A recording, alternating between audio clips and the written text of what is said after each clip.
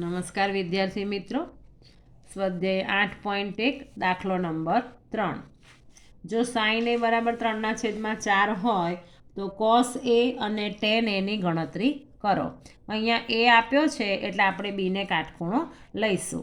હવે આપણે સાઇન એ છે એટલે એની સાઇન એનું સૂત્ર છે સામેની બાજુ છેદમાં કર્ણ. તો એ છે તો એની સામેની બાજુ થશે બીસી અને કર્ણ થશે એસી. એટલે બીસીના છેદમાં એસી બરાબર આપ્યું છે 3/4. તો બીસી બરાબર 3K અને એસી બરાબર 4K. એટલે આપણને બીસી અને એસીની કિંમત મળી છે. તો એના ઉપરથી હવે આપણે પાયથાગોરસનો પ્રમેય વાપરી અને આપણે આ એબીની કિંમત મેળવીશું. તો પાયથાગોરસના પ્રમેયનું સૂત્ર છે કે કર્ણનો વર્ગ એટલે એસીનો વર્ગ. આ કર્ણ છે તો કે કર્ણનો વર્ગ એ બાકીની બે બાજુઓના વર્ગોના સરવાળા જેટલો હોય છે. તો અહીંયા એબીની કિંમત છે 4K, એસીની કિંમત છે 4K. એબી આપણે શોધવાના અને બીસીની કિંમત છે 3K. 4નો વર્ગ છે 16 એટલે 16Kનો વર્ગ. એબી આપણે શોધવાના અને આ 3નો વર્ગ છે 9Kનો વર્ગ. 9 આ બાજુ આવે એટલે 16Kનો વર્ગ માઇનસ 9Kનો વર્ગ. તો 16માંથી 9 જાય તો 7. 7Kનો વર્ગ બરાબર એબીનો વર્ગ. તો 7નું વર્ગમૂળમાં 7, Kના વર્ગનું K. એટલે આપણને એબીની કિંમત મળે છે વર્ગમૂળ 7K. હવે આપણે કોસ એ શોધવાનું છે. તો કોસ એનું સૂત્ર છે પાક પાસેની બાજુ છેદમાં કર્ણ. તો એની પાસેની બાજુ છે એબી અને કર્ણ છે એસી. તો એબીની કિંમત આપણને અહીંયા એબી મળ્યું છે વર્ગમૂળ 7K અને એસીની કિંમત છે આપણી પાસે અહીંયા 4K. K ગયા તો વર્ગમૂળ 7/4. એવી રીતે હવે આપણે શોધવાનું છે ટેન એ. તો ટેન એની કિંમત છે સામેની બાજુ છેદમાં પાસેની બાજુ. સૂત્ર છે તો સામેની બાજુ છે બીસી અને પાસેની બાજુ છે એબી. બીસીની કિંમત છે 3K અને એબીની કિંમત છે વર્ગમૂળ 7K. K ગયા તો 3/વર્ગમૂળ 7. એટલે આપણે જે કોસ એ અને ટેન એની કિંમત શોધવાની હતી એ આપણને મળી ગઈ. એવી જ રીતે દાખલો નંબર 4. બધા એક જ સરખી રીતના દાખલા છે. તો અહીંયા 15 કોટ એ બરાબર 8 હોય તો સાઇન એ અને સેક એ શોધો. તો પહેલાં 15 કોટ એ બરાબર 8 છે તો આ 15 8ના છેદમાં જશે તો આપણને કોટ એની કિંમત મળશે 8/15. હવે આપણને ખબર છે કોટ એનું સૂત્ર છે પાસેની બાજુ છેદમાં સામેની બાજુ. તો અહીંયા કોટ એ છે એટલે આ એની પાસેની બાજુ કહેવાય અને આ એની સામેની બાજુ. એટલે એબીના છેદમાં બીસી બરાબર 8/15. તો એબી બરાબર 8K અને બીસી બરાબર 15K. એટલે અહીંયા આપણને 8K અને 15K મળ્યું. તો હવે પાયથાગોરસનો પ્રમેય વાપરીને આપણે અહીંયા એસી શોધવાનું છે. તો અહીંયા એબી બરાબર 8K અને બીસી બરાબર 15K. પાયથાગોરસના પ્રમેયનું સૂત્ર મૂકીશું કે એસીનો વર્ગ બરાબર એબીનો વર્ગ વત્તા બીસીનો વર્ગ.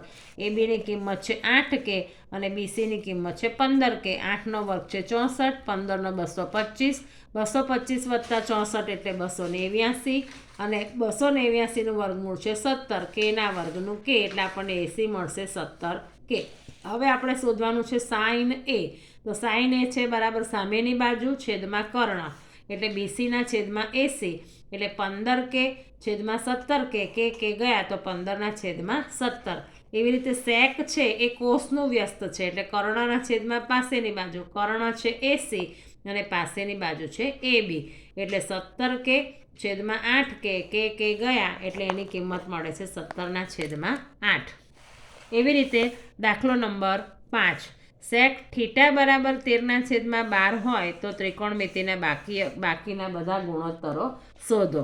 હવે અહીંયા થીટા છે, અહીંયા ABC એવું આપ્યું નથી. જ્યારે અહીંયા થીટા આપ્યું હોય તો આ કાટકોણ ત્રિકોણની અંદર આપણે આ સી છે એને આપણે થીટા લઈશું. તો અહીંયા સેક થીટા. તો સેક થીટાનું સૂત્ર છે કર્ણના છેદમાં પાસેની બાજુ. કર્ણ છે એસી અને એની પાસેની બાજુ છે બીસી. એટલે એસીના છેદમાં બીસી બરાબર 13/12. તો એની કિંમત છે K એટલે એસી બરાબર 13K અને બીસી બરાબર 12K. એટલે આપણને એસી અને બીસીની કિંમત મળી. એસી અને બીસીની કિંમત મળી. હવે પાયથાગોરસનો પ્રમેય વાપરીને આપણે આ એબી શોધવાનું છે. તો પાયથાગોરસનો પ્રમેય છે કે કર્ણનો વર્ગ એટલે એસીનો વર્ગ એ એબીનો વર્ગ વત્તા બીસીનો વર્ગ.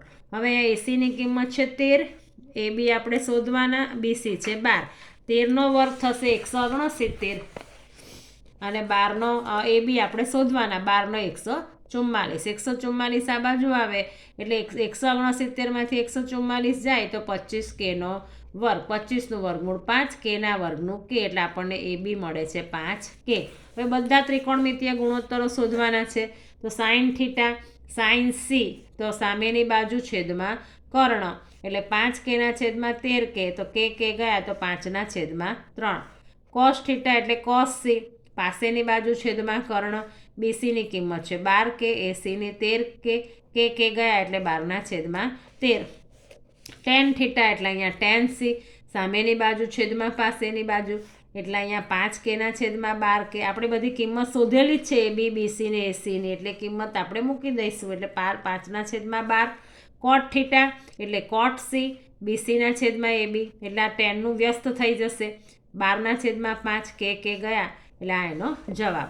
કોસેક થીટા, કોસેક જે છે એટલે કર્ણના છેદમાં, કોસેક છે એટલે કર્ણના છેદમાં સામેની બાજુ, 13Kના છેદમાં 5K, એટલે 13ના છેદમાં 5. તો આ રીતે આપણને બાકીના બધા ત્રિકોણમિતીય ગુણોત્તરો મળી જશે. વિડીયો ગમે તો લાઈક અને સબસ્ક્રાઈબ કરજો. Thank you.